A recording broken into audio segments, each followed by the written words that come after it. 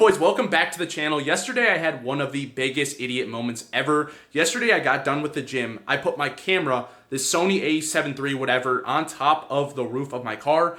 Totally forgot, drove home with it. Window was down and I heard like something like basically fall off the roof, and like I literally heard something land on the street. Well, I looked out the side mirror and it was my camera literally laying on the middle of the street. Pulled it over as fast as possible. I did not care what oncoming traffic was coming. I was getting my camera, picked it up, and somehow, magically, there's not even a scratch on it. I don't know who was looking over me. I don't know what type of luck that is, but nothing's broke. The screen, the lens, nothing is broke on the camera. It's absolutely insane.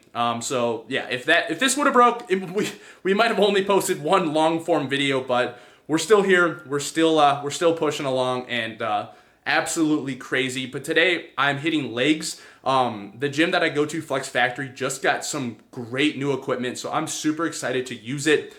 It's called there's the pendulum squat that I've used before, which is great for your quads, and then there's the max squat something. I don't know. You guys will see it in the video, but I'm super excited to use that. I've never used that machine. It's basically where a pad goes on the top. It's like the opposite of a belt squat, where like the placement of the machine is. It's on top of you. You can hold on the side and you squat. So I'm super excited to use it. And honestly, it's like the perfect timing because I've been doing safety bar squats, like with the bar, the U shape around your neck, and squatting with that because I've actually felt very comfortable with that recently. I've been able to get super deep depth. So I'm thinking with this machine, I'm going to be able to get really good depth, and I'm super excited to use it. See how heavy I can go on it. Yeah, we're going to go to the gym. I think I'm going to actually be mic'd up during the workout. See if it actually sounds good. We'll see, because the music's pretty loud in the gym. If the audio is not feasible and if the music's just too loud, I'll probably just do like a voiceover with the camera on and stuff like that. But you guys will see in the next couple seconds. But I'm going to get my pre-stack ready for the day, for leg day, and we're going to head to the gym. Let's go. All right, boys, pre-workout stack of the day for leg day. I keep it pretty simple for leg day. I usually just use one solid pre, and then honestly, I just kind of throw my creatine in there. When I do arm day, leg day, I throw some Hydro Prime in there to just get some better pumps. But I think today I'm just going to go with some sour black raspberry back shots. Maybe not. This is a high pump ingredient form, so I might go with Outcast. These two, so if you guys want some Ekkovision pre-workouts, if you want some hard hitters, this one makes me feel like what I felt like in 2016 when I like had a ton of C4 with like beta alanine. I don't know why, but I feel like an animal, honestly, more off of this than this. I get really good pumps off of Dethroner. Obviously, the taste for this taste is honestly worse than Dethroner, which is kind of a surprise to say. But if I really want to be focused throughout the workout, and a lot of TNF's pre-workouts are super focused based. So I think I'm going to go with Raspberry Lemonade Optimal. This one tastes amazing. I honestly think they discontinued this flavor, and I don't know why, because it is seriously one of the best tasting pre-workouts they have. So with that case, I'm going to be running Optimal, Raspberry Lemonade, and 2 scoops of creatine. I always get asked, what type of creatine I take. Do I take flavored creatine? Do I take unflavored creatine? I take unflavored creatine for the simple fact of I feel like I would get sick of having like the same flavor, first of all. And second of all, I drink creatine either just I put in some water, or I mix it into just some pre-workout. So I don't want it to have a flavor. I just want it to put in some water, not really think about it, and just go from there. And again, 10 grams I take. When I started lifting, I only took 5 grams for a very long time. I think I've been taking 10 grams of creatine for just over a year now. I didn't realize that I wasn't taking enough, honestly, with my body weight. So 10 grams is actually what I'm taking now. I haven't seen any side effects that people talk about all the time, apparently, or afraid of. There's no side effects that have come my way since upping it to 5 more grams. So yeah, this is the pre-workout stack that we got today. I'm definitely going to drink this before I get to the gym, chug it on the way, make sure I'm feeling good. Get to the gym, warm up, and then we'll get the workout started. So I'll see you guys there. Hopefully, again, the mic'd up works. No promises on that, but hopefully the music isn't too crazy in the back. So see y'all boys at the gym. So unfortunately, my mic just didn't pick up my voice. The music was just way too loud in the gym. So I'm going to walk you guys through what I did for this workout. I started with this super squat machine. This was the first time I've ever used this machine. The gym just got this and I absolutely love it right off the bat. Now for me, my ankle mobility is just not the greatest. I've been trying to work on it, but this machine lets me get into a very deep squat, which I usually don't get into, especially when I'm flat-footed. I usually need to use squat shoes, but for this, it feels like a T-bar squat, but with a machine, so I'm super stable. I can load a ton of weight on there, and I get really good stimulus in my quads, so this was a great machine. I ended up working up to 5 plates here. I did 2 sets of these. I think I did 6 reps, or maybe 7, 8 reps. I know I went to failure on the second set, but again, this machine felt very good. This is going to become a staple movement in all of my leg days now. For me personally, I get asked a few times, is a non-optimal movement better than an optimal movement if you get more stimulus? And personally, I would say yes. If I get a higher stimulus on a non-optimal, workout over an optimal workout, I'm going to pick that non-optimal workout for me personally. So if someone is, telling you to do this movement, but it just doesn't feel right, you're really just not, feeling the contraction in the movement, go to something that you can feel, something that you feel comfortable with, like this. I'm telling you, I instantly felt really comfortable under this movement. It was awesome. And unfortunately, I think people that are starting to get into workouts now, they're really just, finding lifts through TikTok and they get this non-optimal or suboptimal lifts in their head and then they don't do any of those lifts and they kind of get bored in the gym. And I feel like that just isn't good. That is one of the number one things to grow in the gym is not getting bored. I feel like if you get bored, you're probably just going to stop. You're not going to stay consistent. You're not going to be disciplined.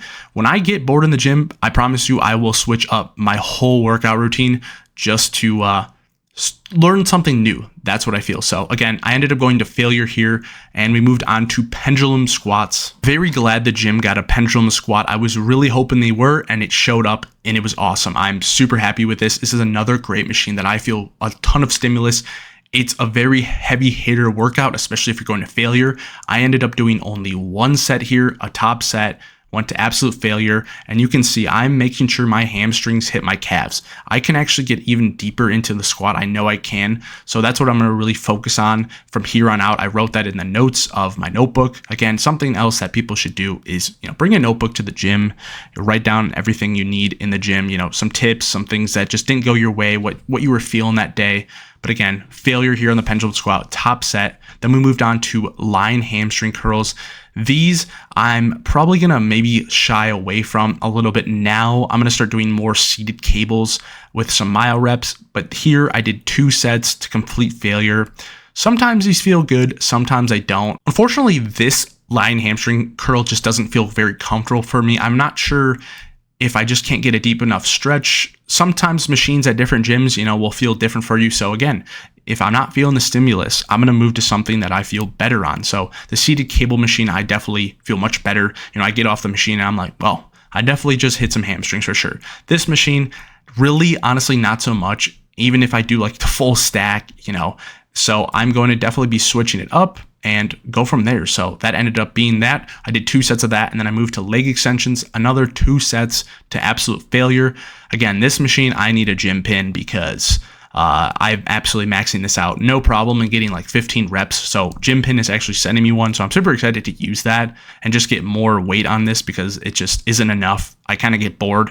Like the first 10 reps, I'm just like, okay, let's get some blood flow in here. But this machine as well, I think they need to get a new leg extension because you just can't get good stretch at the bottom. It kind of stops way too far ahead instead of getting that deep stretch behind you, which unfortunately you got to kind of do what you got to do. So I've been also doing Bulgarian split squats, you'll see. So again, bringing this one to absolute failure, which like most of my workouts go to failure. I've been training to absolute failure for probably over a year and a half, 2 years now. I feel like on almost all my movements.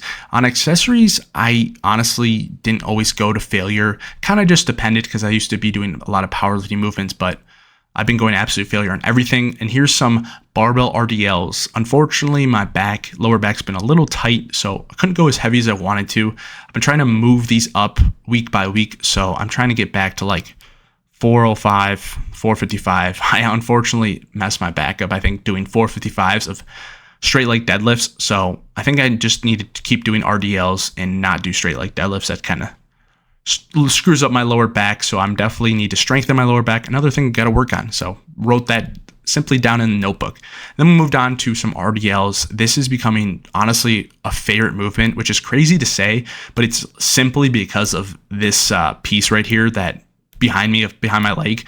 It makes RDLs a night and day difference instead of just like a bench, because it actually rotates with you. So if you have one of these in your gym and you're afraid of RDLs, use this little piece contraption. I don't even know it, a roller. I'll call it a roller, and use it because it makes a night and day difference. Because you can also get a super deep stretch, and Bulgarian split squats have been feeling great. These were 80s, I believe. I've been doing 8 reps, and then I'm trying to progressive overload. So like I just did them today, and I ended up doing 90s. So by next week, we'll definitely be in the triple numbers. We'll be doing 100s, 120s, and I'm super excited to see the growth on those. But like I said, whenever I'm done with a lift, I go instantly to my notebook, write down the notes, write down the sets and reps that I did. I don't preach it for no reason. This was a huge game changer for me in my fitness journey. So again, this was the whole workout, whole leg workout. Let me know if you guys like this, and we'll catch you guys in a sec. All right, leg day complete. That was a very good leg day. It took a little while, but those 2 machines that I started out with, the max squat or super squat, I'm probably butchering that name. I'm not really sure. I'll get that one down.